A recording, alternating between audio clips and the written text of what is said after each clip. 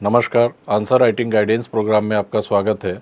आज के इस एपिसोड में राज्य व्यवस्था खंड से एक प्रश्न लिया है। पहले प्रश्न देख लेते हैं। प्रश्न है, संविधान में संशोधन करने की संसद की स्वैच्छिक अधिकार। संशोधन करने के संसद के स्वैच्छिक अधिकार पर भारत का उच्चतम न्यायालय नियंत्रण रखता है। समालोचनात्मक विवेचना कीजिए, कीजिए नहीं कीजिए।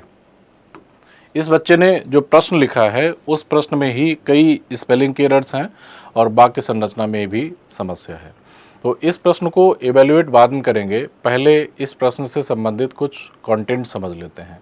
इस प्रश्न में कीवर्ड है कि जो संसद की संविधान संशोधन करने की शक्ति है उस पर उच्चतम न्यायालय किस प्रकार नियंत्रण रखता है। तो संविधान में संशोधन करने की जो शक्ति है उसके बारे में कुछ बातें समझ लेते हैं।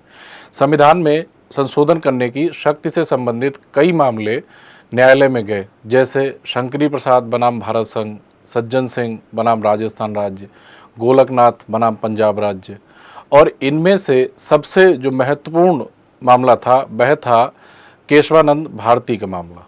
संविधान संशोधन से संबंधित ऐतिहासिक मामला केशवानंद भारती बनाम केरल राज्य, जो कि 1973 का मामला है, जिसमें एक मठ के महंत द्वारा भूमि अधिग्रहण के संबंध में न्यायालय के समक्ष संसद की संविधान संशोधन करने की शक्ति के संदर्भ में सीमा पूछी गई थी। और इस मामले में न्यायालय द्वारा कहा गया था कि संसद की संविधान संशोधन करने की शक्ति असीमित नहीं है।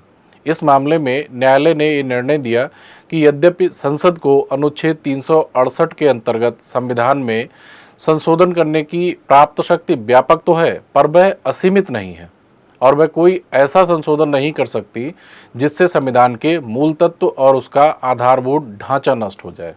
तो इसी मामले से मूल ढांचे का सिद्धांत प्रतिपादित किया गया था। इसी निर्णय में आगे और कहा गया था कि संसद की कुछ सीमाएं हैं जो स्वयं संविधान में निहित हैं। संसद को इसी परिधि के भीतर अपनी शक्ति का प्रयोग करना होता है। इस मामले में न्यायाधीशों ने संविधान के कुछ विषयों को संविधान का आधारभूत ढांचा कहा है।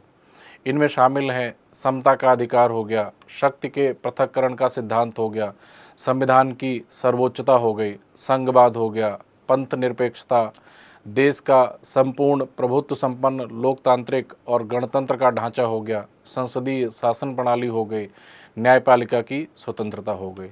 तो इन सब बातों को संविधान के मूल ढांचे के रूप में व्याख्यायित किया गया और ये बताया गया इसी केशवानंद भारती बनाम केरल राज्य वाले मामले में कि संसद यदि कोई ऐसा संविधान में संशोधन करती है जो मूल ढांचे का अतिक्रमण या उल्लंघन करती है, तो न्यायपालिका या न्यायालय द्वारा उस संविधान संशोधन को रद्द किया जा सकता है। तो इस निर्णय से ये बात समझी जा सकती है कि जो संसद का लिखा हुआ है, संसद के स्वैच्छिक आधार या संसद की स्वैच्छिक शक्ति, तो ये संसद की स्वैच्छिक शक्ति नहीं है, संवैधानिक शक्ति है संविधान में संशोधन करने की।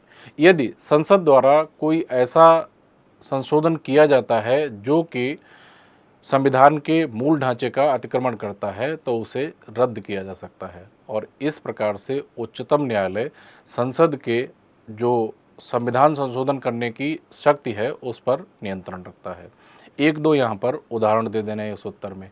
जैसे एक बहुत अच्छा उदाहरण है कि दिसंबर 2014 में सरकार ने एनजेएसी का गठन किया, नेशनल जुडिशियल अपॉइंटमेंट कमीशन का, जिसके माध्यम से जजेस का अपॉइंटमेंट होना था। लेकिन अक्टूबर 2015 में इसी एनजेएसी को, इस कमीशन को असंवैधानिक घोषित करते हुए न्यायालय ने कहा कि ये भारत के संविधान के मूल ढांचे का उल्लंघन करता है, क्योंकि ये न्यायपालिका की स्वतंत्रता के लिए घातक है। तो एक दो एग्जाम्पल देने से आपका उत्तर कंप्लीट हो जाएगा। अब देखते हैं कि इस बच्चे ने क्या लिखा है।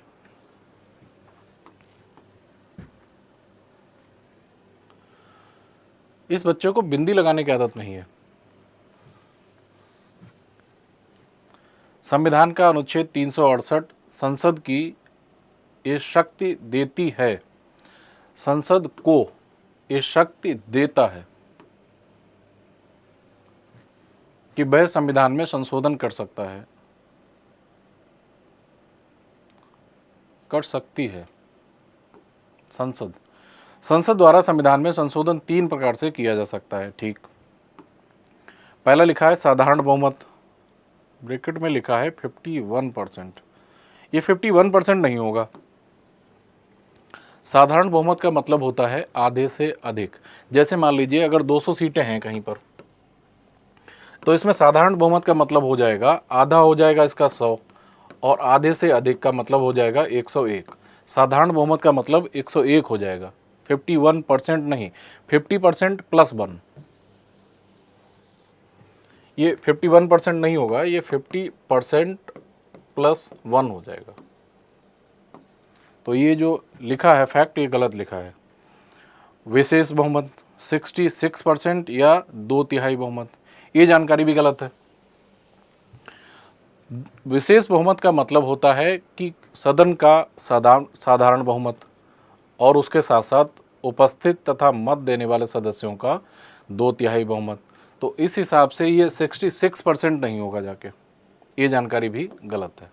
ये जो इस बच्चे ने यहाँ पर जो तथ्यात्मक जानकारी दी है, ये गलत है। कभी भी ऐसा हो कि जब आप श्योर ना हो कि कोई फैक्ट आपको बहुत अच्छे से याद नहीं है, आप श्योर नहीं हो उसके बारे में, तब उसको लिखने से बचना चाहिए, गलत जानकारी देने से बचना चाहिए। तीसरा लिखा है विशेष बहुमत और आधे राज्यों की सहमति से। ये बात सही है कि तीसरे प्रकार का जो लिखा है विशेष बहुमत, कि कोई ऐसा संविधान संशोधन जो केंद्र और राज्य के संबंधों को प्रभावित करता हो, उसमें संसद में विशेष बहुमत प्लस आधे राज्यों का साधारण बहुमत की आवश्यकता होती है। ये तीसरा बिंदु ठीक लिखा है। ठीक है, भूमिका तो ठीक लिखी है, बस 2 गलतियां थी फैक्ट की। संविधान संशोधन करने की शक्ति पर सुप्रीम कोर्ट के नियंत्रण का औचित्य, नियंत्रण का औचित्य नहीं लिखना है। सुप्रीम कोर्ट का नियंत्रण किस प्रकार से है ये लिखना है, औचित्य नहीं लिखना है।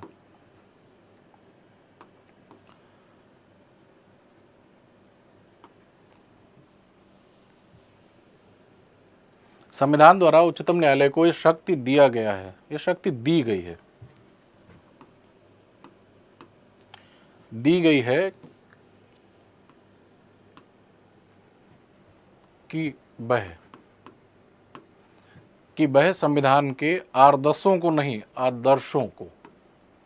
आदर्शों को संरक्षित रखे। उदाहरण न्यायिक समीक्षा का प्रावधान अनुच्छेद 13। वह संविधान के आदर्शों को संरक्षित रखे।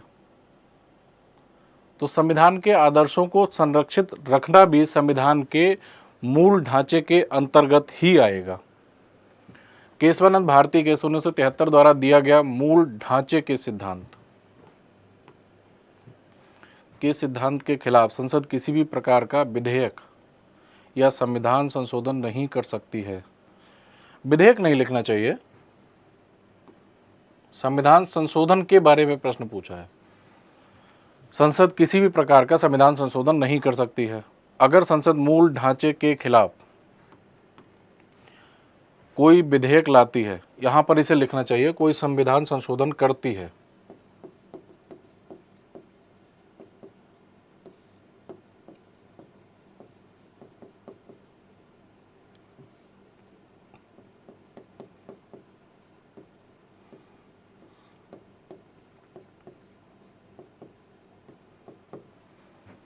तो उच्चतम न्यायालय इसे रद्द कर सकता है। ये इस प्रश्न के उत्तर के मुख्य भाग की सबसे मुख्य बात है। जो केशवानंद भारती केस का इस बच्चे ने जो ये रेफरेंस दिया है, ये बिल्कुल ठीक था और ज़रूरी था।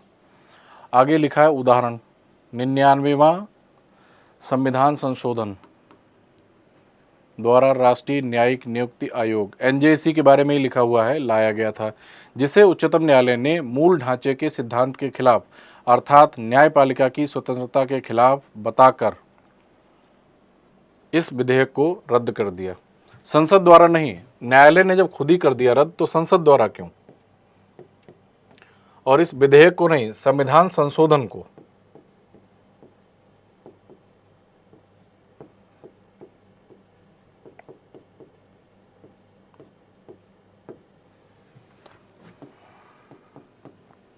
ये बात ठीक है। इस प्रश्न के उत्तर में जो मुख्य भाग है, उस मुख्य भाग की सबसे मुख्य बात यही है। बाकी सारी बातें जो भी लिखी जाएंगी वे सभी मूल ढांचे की अनुषंगिक बातें होंगी।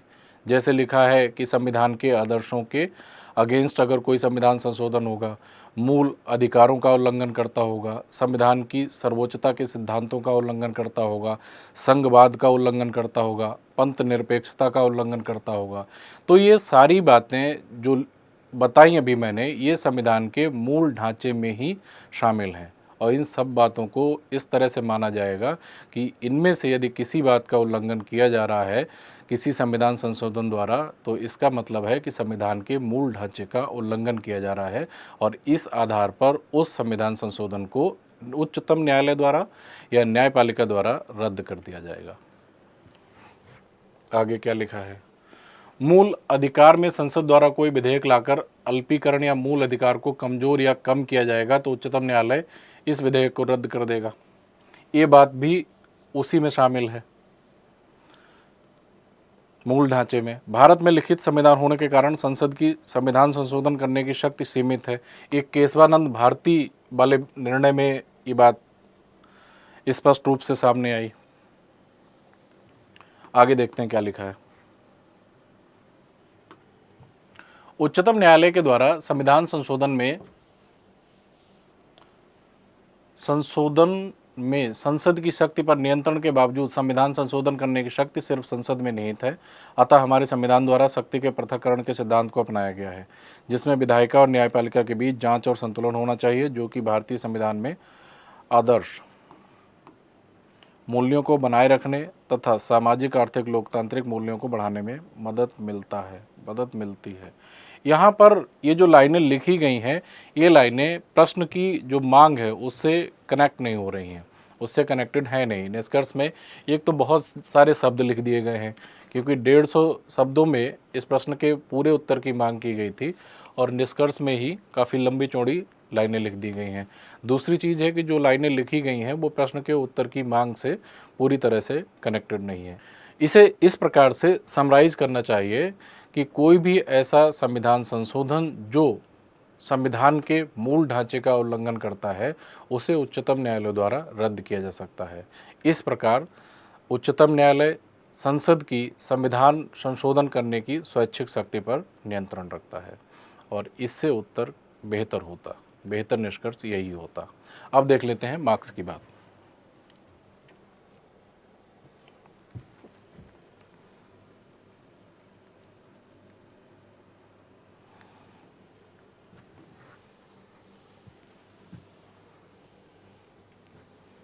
भूमिका ठीक तो लिखी थी, लेकिन इस बच्चे ने तथ्यात्मक गलतियां कर दी 2, लेकिन बाकी सारी बातें तो ठीक ही लिखी हैं। लिबरल होके 1 नंबर दिया जा सकता है, लेकिन इस बच्चे को मैं सलाह दूंगा कि जहां पर भी तथ्यों की जानकारी सही ना हो वहां पर गलत तथ्य लिखने से बचना चाहिए।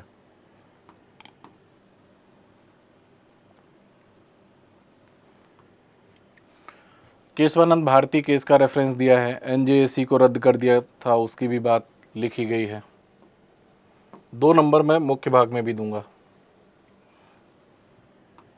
यहाँ पर भी जो बातें लिखी थी 2 ठीक थी दोनों, और दोनों बातें, हालांकि इसे ये भी लिख देना चाहिए था कि ये जो संविधान का मूल ढांचा है उसकी ही आनुषंगिक बातें हैं।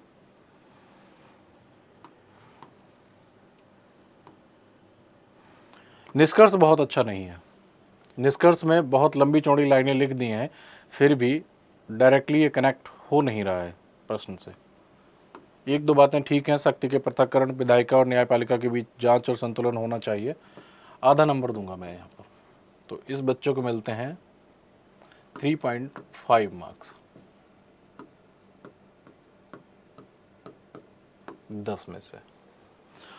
और इस बच्चे को पहली सलाह कि ये स्पेलिंग की गलतियां कम करे, वाक्य संरचना में भी समस्या है उसे भी सुधारे। दूसरी चीज़ कि गलत तथ्य ना लिखें, और तीसरी बात कि जो उत्तर लिखा गया है वह पूरी तरीके से व्यवस्थित तरीके से नहीं लिखा है, वह बड़ा बिखरा हुआ है, अव्यवस्थित है। तो विश्लेषण को व्यवस्थित तरीके से करे या उत्तर को व्यवस्थित तरीके से लिखे। उसके अलावा जो निष्कर्ष लिखा गया है, वह निष्कर्ष में बहुत ज़्यादा शब्द लिखे गए हैं। निष्कर्ष का मतलब होता है कि कम शब्दों में अपनी बात को समराइज करना। तो निष्कर्ष में एक तो कम शब्द लिखे और ऐसी बातें लिखे जो प्रश्न की मांग के अनुरूप हों।